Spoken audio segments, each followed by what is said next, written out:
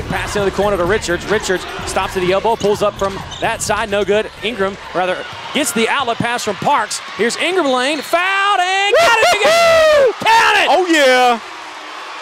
What a play in transition by Jeremy Ingram. He's got 4. Eagles take an 8-7 lead, and we'll be right back. Timeout on the floor. He'll be shooting 1 when we return. Paul gets to the elbow, dishes it off to Finner. Finner, shot blocked by Parks. Chapman tips it to Houston. Houston up the floor to Ingram. Ingram, he'll take it up, layup, left side, good. And the Eagles lead it now 18-13. Eagles with a 5-point lead, and Jeremy Ingram with 10 points. Timeout, Horace Broadnax. Yeah, good defensive possession, but a better offensive possession as they were patient and didn't force it and found an open opportunity, and they were able to convert on the offensive end. And the Eagles have it. Chapman, left side. A little lob to Parks. No, it was a floater that went in. And that's a big bucket. That's Chapman's first of the day. Here's Chapman inbound it. New shot clock into Parks. Parks gets the inbound and the jam. And Parks with 8 points. Little styling for the camera.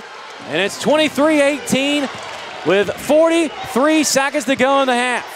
Outlet pass as Houston saves it from going out of bounds. It's Houston, Chapman, Ingram. As Ingram pump fakes, takes one dribble, back to the middle of the floor. Poobie steps into a 3 top the key, banks it in. It may be snowing outside, ladies and gentlemen, but the bank is open here at McDougal-McClendon Gym. For NCCU, Williams baseline, good job. Snatched away by KJ, saved by Poobie. Back to KJ, and here the Eagles come, or back to Poobie in the fast break. Poobie lane, hoop, flutter up, good! 5 points in a row by Chapman to start the second half. It's easy to gamble when you know somebody's got your back, and right now we're playing as good defensively as I've seen all year. 28-18, well, and the numbers show it as Chapman, quick pass down low, entry to the right side of the lane to Jay Copeland. Copeland with an easy bank in, 30-18, 18-17 to go. Largest lead of the night. Would you agree there? I agree. It was a good call. I like how we finished the possession, though. Usually we'll end up giving up a crazy shot at the end of the possession, but we played that one out perfectly. Ingram, 3 left side. Good. His first 3 of the night. And Ingram with his 53rd 3 of the season. And Eagles now up by 15 with 16:44 to go. Savannah State takes the lead back with 4:15 to go. Now Chapman. Left side as Terrell Hall's shoe has actually fallen off. Groves. Now to Chapman. Chapman back to Groves. Groves down to Parks. Parks takes it up. Oh, my goodness. Should have been an and one. He dunked, but no foul called. He dunked all over Giles Smith. Should have been a foul, like you said. And with 3:04 left, 20 on the shot clock, here comes Savannah State. They inbound it to Smith. Turnover. Reggie Groves picks up the loose change. Groves bounce pass to Chapman. Chapman down the left side finds Parks. Parks high off the glass. Big bucket. Jordan Parks with 13 points. 3-point lead with 2:50 to go. Williams. Ingram guarding him. Williams, crossover. He'll get in the lane, takes it up. Good play by Parks. He gets the block. Good defensive stop, and Ingram get it to Poobie near side. What a play by Parks down low. It was. He stayed vertical, too, and didn't reach out, and that's one of the reasons why he was rewarded with a good defensive play. Here's 3:16 left. Tied at 52. Lob into the corner to Groves. Groves to the lane. Dishes it off to KJ. Back out of the top. Poobie long 3. Good! 55-52. Clutch 3 by the senior. It's up. No good. Rebounded by KJ. The Eagles keep the lead at 55-54, 2:47 to go. Poobie, lob down the right side to Ingram. Ingram back to Chapman. 2:40 left. 55-54. NCCU on top. Groves, he's hit a 3 like that before. They throw it right side from Ingram to Chapman. Chapman. They work it back to the middle. It's this matchup zone. 9 on the shot clock. Chapman pulls up from 14. Good! Big jumper. Chapman ice cold. Big bucket, 57-54. The Eagles with a 3-point lead again with 2:10 to go. 3 seconds to go. And they'll lob it to the left side to Hall. 1 second left, and that'll do it. No good. They charge the court here at McDougal-McClendon Gym. Your North Carolina Central Eagles are your 2013-14 MEAC regular season champions. How sweet it is. 64-57 the final score. The Eagles have done the impossible here. And I'll tell you what, Joe, I couldn't be happier for a group of young men wearing maroon and gray right now. Yeah, Chris, these guys have really stepped it up, and now all the fruits of their labor have come to fruition, and it's been a wonderful quest watching these guys do it, and they did it the right way. They grinded it out. They got better individually. We had some guys come and go, but this core group of guys have stuck it out and have made something special out of their opportunities here at North Carolina Central. 64-57. They move to 23 straight wins in this building, 24-5 overall, 14-1 in the MEAC, and they can finish the near-perfect regular season in the conference action with a win on Thursday against Norfolk State, and that was going to be even harder than this one. 5-6 years ago when we started this Division I thing, everyone was on board because people were just unsure. But from the bottom of our heart, they just told us that we won like 22 home games in a row. That has absolutely nothing to do with me. It has a portion to do with our student athletes in this group. But most importantly, y'all, man, I just want to thank y'all for coming out in this snow, constantly supporting us, showing your love, and meant the world. We didn't give you our best look, but you guys fueled us, man. We owe you this championship with you guys. I appreciate it.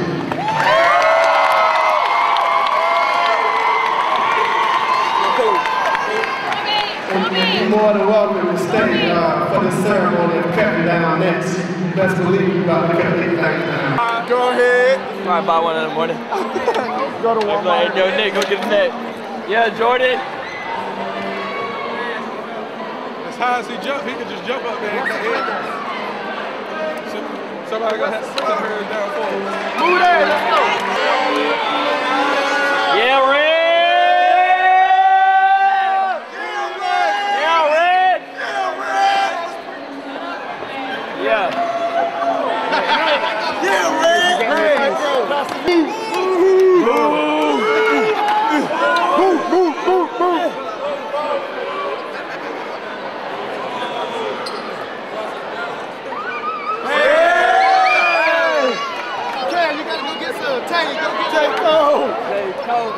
I'm trying to get all of it, baby.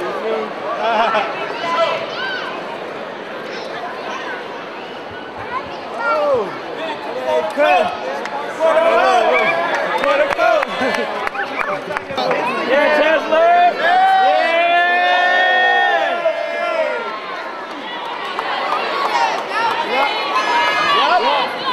Yep. Get a long string. Yep. Yo, yeah!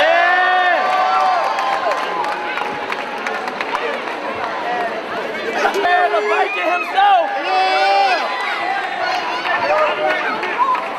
Yeah, she needs to. Let's go. Yeah! I'm about to whoop.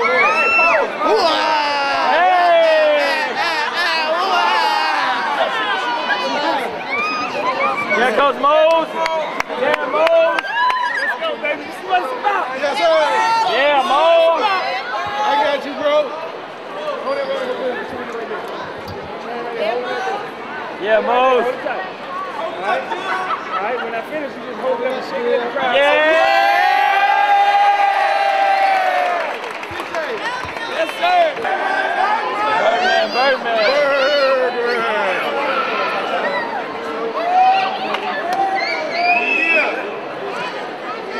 Kyle, you need to get this one.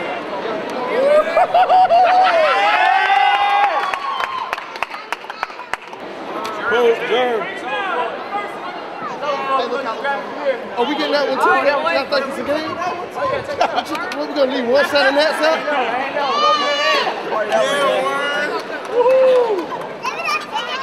Round two.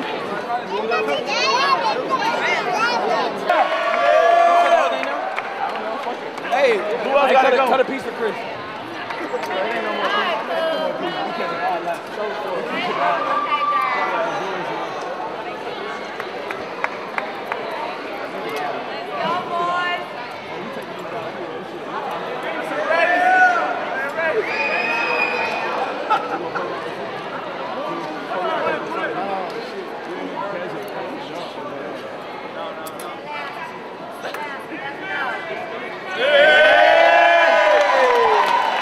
that number one up. We put that number one up now, bro. We can put that number one up now.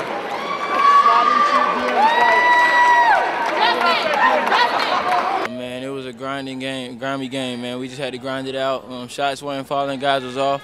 We just had everybody, pitch in to get the win today. So this was a, collective win. This game was a slugfest. It was low scoring early on. What was it like being involved in this game, during the first half? I would say, man, it was just, like I said, it was a grinding game, man. You had to grind it out. Shots weren't falling. We just had to play defense, get stops, and get what we can, man, and just take advantage of opportunities.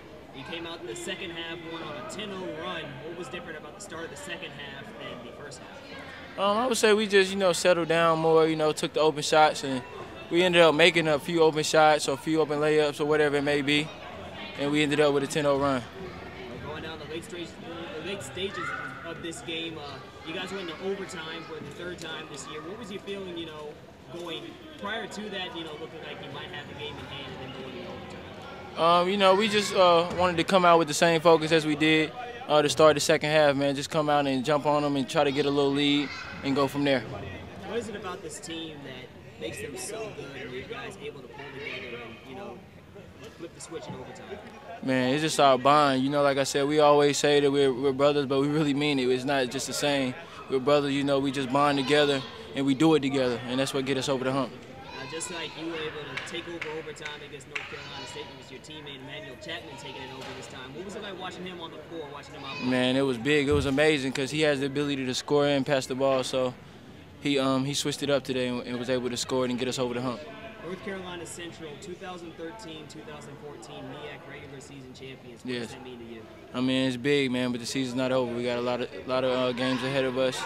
We just got to come with that same mentality we've been coming with every game and come out and try to do it big.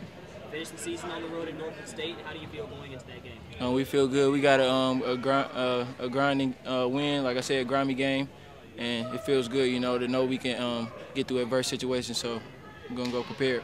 It's surreal, man. I'm proud of my teammates, my coaching staff, and I thank the fans and everybody for coming out to support us. Now open the floor for questions.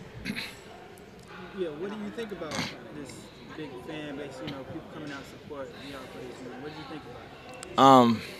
I mean, I can't thank them enough, you know what I mean? I see just about everybody, student-wise, around campus, and they're always congratulating me and, telling me to keep it up and we're proud of you, you know what I mean? So I'm just trying to do things so they'll be proud, you know what I mean? And, give them something to cheer for. How you stay level grounded, knowing that you just clinched and yet, what, does it give you a sense of relief now that you clinched?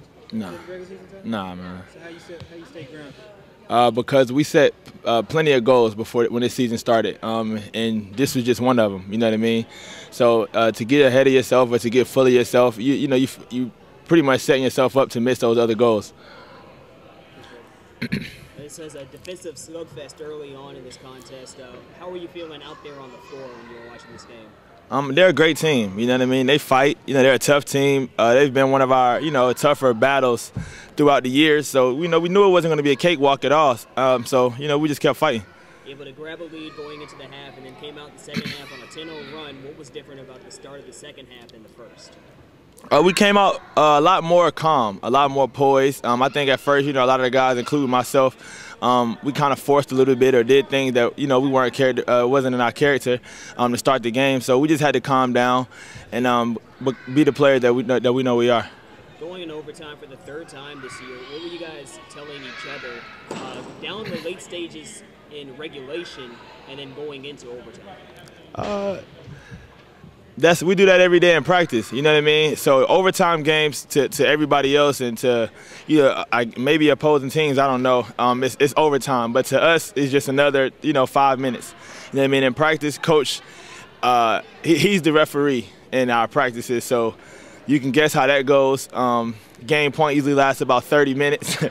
So, you know what I'm saying? It's overtime every day in practice. So he prepares us for these moments. And when we get out here, it pays off. Well, it's paid off, to this point. I was asking Jeremy Ingram, he took over overtime at North Carolina State. And this time it was you taking it over. What was it within you? What was that spark for you to take control of that game in overtime? My teammates stayed with me. Early, I missed a lot of shots. I may have shot some shots that I shouldn't have shot, but they stayed behind me. They told me to keep shooting, and they had my back. And, you know, me and Jeremy, he's been doing it all year. You know what I'm saying? He's done it up until this point. He even did it in this game, but he just didn't do it by making shots. You know, he got some defensive stops. He got some rebounds. So he took over in the overtime also. He just didn't do it by scoring. You're a 4-year player here at North Carolina Central, and you are now 2013-2014 MEAC regular season champion. What does that mean to you? It means a lot. It means an awful lot. You know what I mean? It's ultimately the setup thing to hopefully, you know, we're the MEAC tournament champions. So that's what I'm gonna say for now. You know what I mean? It's a great accomplishment. You know, we'll be remembered for it, but we're trying to be remembered for a lot more than just regular season. After the game was over, head coach Lavelle Moulton addressed the crowd, and you addressed the crowd as well. What did the Eagle faithful mean to you? They mean a lot, but it's not just the Eagle faithfuls. You know, the fans are amazing, but it's guys, like I say every time I come up here, guys like Michael Glasser, Newt Glasser, C.J. Wilkerson, Dominique Sutton, Ray Willis, Justin Lee Mao. It's a lot of guys that's come before me that that didn't get this chance, that didn't get this opportunity, that, you know, set us up for this and taught us a lot of things. So they should get some of this as well. You got one more game left. You're going on the road to Norfolk State. How do you feel going into that game? We're going to get prepared starting tomorrow. This was great. This is amazing. But, you know, we just got to keep moving forward. We're ready for Norfolk. Just guts, man. It was just, you know, throw away the style points. Obviously, it wasn't a pretty game. Our kids were just so nervous at the beginning. I didn't even recognize them. They were all unfamiliar to me. And then we just started to settle down. I thought Jordan Parks did a wonderful job of settling us down early. And, you know, we made some plays. Watch out. I asked your players about, you know, the first half of this game. You said offensive slugfest, and Jeremy said it was a grind. What were you seeing within your players, you know, during that first 20-minute stretch? It was a grind. We were just trying to do too much, and, you know, just the nerves of being on television and, you know, all the different dynamics, it being your last home game, you playing for a championship. You know, it was just, you put all those dynamics together, and you know, you just had a nerve-wracking basketball team. You know, we just needed to calm down and execute our stuff and calm our nerves and play basketball. And you were able to grab a lead going into the half, and then you came out in the second half on a 10-0 run. What adjustments were you able to make in the locker room before coming back out on the floor? We made some adjustments on their ball screen action, and then they made some adjustments by changing the angle of the screen and just making us go lower and lower throughout the process. And you know, overall, it wasn't going to be an X and O game. It was just going to be a fight, a slugfest. And, you know, whoever wanted the most and whoever made plays down the stretch was going to win the game. As a coach, you know, you open up a big lead over Savannah State, and then you see them claw their way back into this game. What were you thinking on the bench, and what are you telling your players as this game edged towards overtime? Well, we never established a rhythm offensively to put anyone away. Normally when we up 10 or 12, we're able to get a rhythm and put people away. I just never felt comfortable because we never had a rhythm. And, you know, obviously it's difficult to continue to score points and put teams away without a rhythm, but, you know, heart, it's all about heart. And I told them, if you want a championship, it ain't going to come easy. You know, you got to go fight for it, man, and no one is going to give you anything. Overtime for the third time this year, victorious in all three of those encounters. What is it within this team that makes them so good? Relentless fight. You know, never putting their heads down for long periods of time, realizing they got to make it to the next play, and there's more basketball to be played. Jeremy Ingram was the man to take over the game in overtime against North Carolina State. This time it was Emmanuel Chapman coming out and hitting 5 points in overtime. Right. What was it like watching him on the floor? You know, you watch and you look for that senior leadership in hopes of, you know, one of them breaking through. Jeremy just wasn't himself. I just thought nerves got him. He may tell you different, but, you know, I seen a lot of basketball, and I looked into a lot of men's eyes and playing basketball, and, you know, it's easily recognizable for me. He was passing up open shots and, you know, just trying to make tough plays. He's never settled down. And Poopy came on late and hit some huge shots. He banked a three-pointer. You know, I just thank God for that one. And then he made another one, and he made a floater, a mid-range. So he got us going.